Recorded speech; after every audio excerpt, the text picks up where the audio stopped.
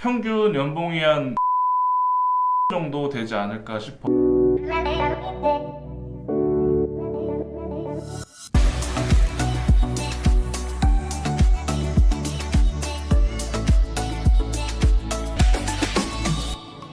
반갑습니다. 분양문입니다. 지난번에 분양업의 형태에 대해서 잠깐 얘기를 했었는데 오늘 조금 자세하게 한번 얘기를 해볼까 합니다. 분양업에 입문을 하고 싶은 사람들이 이 영상을 보면은 좀 도움이 될 것 같아. 보면 정통 분양, 일반 분양이지. 일반 분양 같은 경우는 시행사, 사업을 주관하는 이제 사업 주체가 있고 그 밑에 분양 마케팅 관련된 업무를 하는 분양 대행사가 있고 아래에 보면 협력 업체도 있고 거기에 소속돼 있는 영업 본부장이 있고 이제 영업 본부장이 영업에 관련된 것들을 총괄을 하지. 총괄을 해서 그 아래에 영업 팀장이 있고 그 아래 보면 영업팀 있고 홍보사원 있고 큐레이터 업무 보조 이런 식으로 크게 보면 될 것 같고 여기서 근무하시는 분들은 직급에 따라서 급여가 조금 다를 수 있겠지만 어쨌든 다 월급제, 월급여를 받는 형태로 일을 하고 있다라고 보면 될 것 같고 이제 때 분양, 조직 분양 같은 경우도 업무 구조는 큰 틀은 벗어나지 않지만 아래 보는 것처럼 영업팀들이 많아. 그러니까 홍보사원이나 큐레이터들 이렇게 나눠져서 업무를 보는 것들을 우리 이 영업팀에 소속돼 있는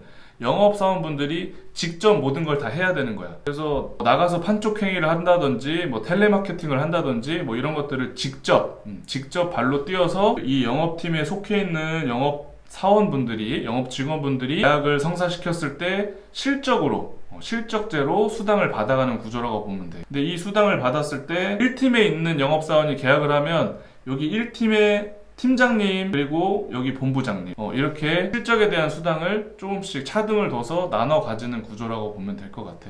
그러다 보니까 수입이 조금 차이가 많이 날 수밖에 없어. 평균적으로 아마 신규 분양이든 조직 분양이든 열심히 잘하시는 분들 기준으로 얘기를 해보면 평균 연봉이 한 5천에서 7천 정도 되지 않을까 싶어. 여기에 이제 인센티브는 별개로 보면 되고 사업장 컨디션이나 직급이나 근무 현장 개수 이런 거에 따라서 많이 차이가 나겠지. 안 쉬고 일했을 때 이 정도 평균치 연봉을 받아갈 수 있을 텐데 분양 현장도 비수기가 있어.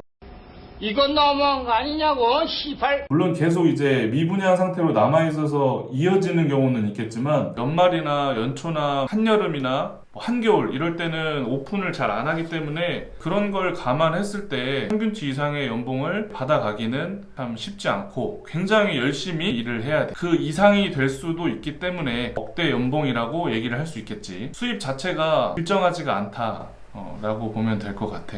이제 분양업의 장점, 분양업의 장점을 크게 얘기를 해보자면 보통 회사에서 봐야 되는 것들, 학력이나 아니면 범죄 이력? 이 뭔 개소리야! 이런 것들을 안 보지. 안 보고 어쨌든 이 사람의 현장 경험이나 당장 능력치를 보기 때문에 이제 그런 거에 대해서 제한이 없고 자격 요건이 사실은 특별하게 많이 작용하는 게 아니지. 일반 회사랑 비교했을 때 좀 제약이 많이 없다라고 보면 될 것 같고 여기서 가장 큰 메리트를 느끼는 게 어느 영업 현장이든 마찬가지겠지만 수입에 제한이 없어. 이 수입에 제한이 없다는 거에 메리트를 느끼고 이제 영업 쪽으로 전향을 하시는 분들이 많다고 보는데 나는 안녕히 계세요, 여러분.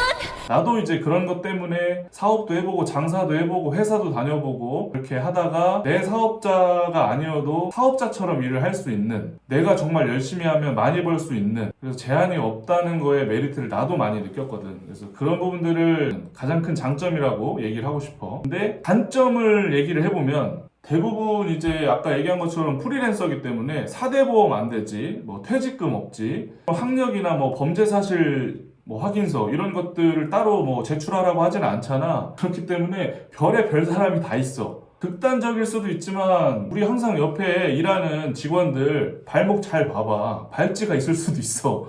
이 새끼한테 입만 벌리면 거짓말이 자동으로 나와.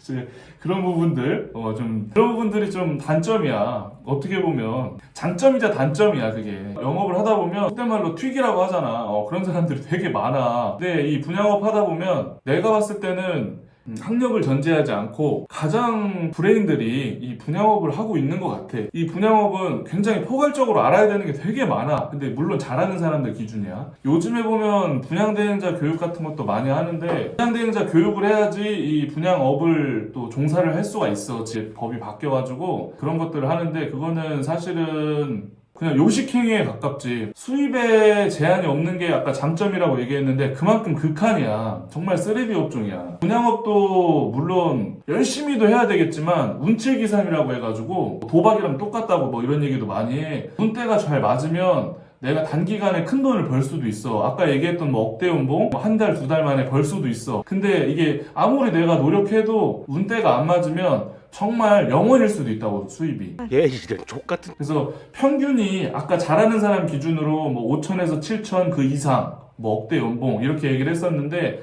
그거는 정말 30%에 해당하는 사람들 얘기인 것 같고 이게 내가 노력을 해도 안 되는 사람들이 있어. 그런 거 보면은 굉장히 마음이 아프지. 나도 그런 시절이 있었고 쉬는 날은 어쨌든 수입이 없는 거잖아. 그렇기 때문에 쉬지 않고 일해야 되니까 회사원들 같으면 요즘 보통 주 5일째 6일째 많이 하는데 우리는 그런 게 없어. 그런 게 없고 항상 이제 업무를 뭔가 연장을 하고 있는 느낌. 쉬더라도.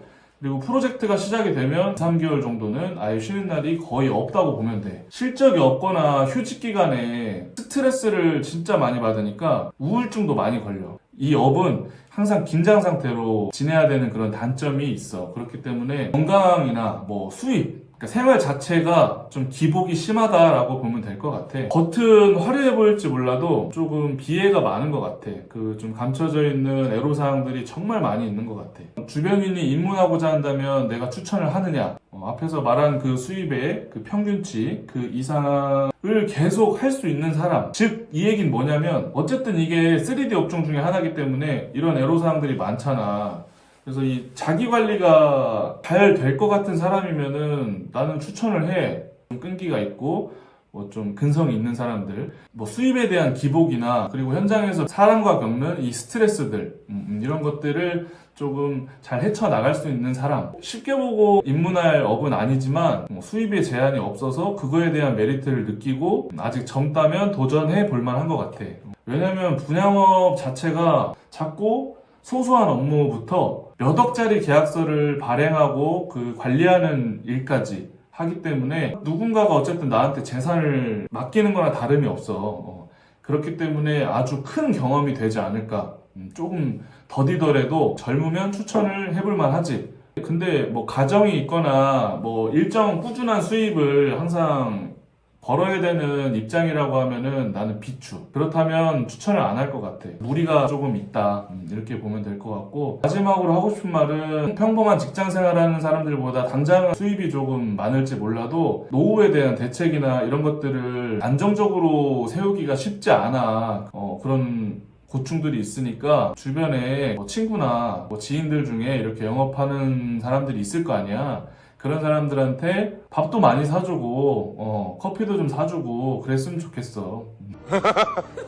어쨌든 그 입문하고자 하는 사람들한테 조금 도움이 됐기를 바라고 모두 부자 되시기 바라겠습니다.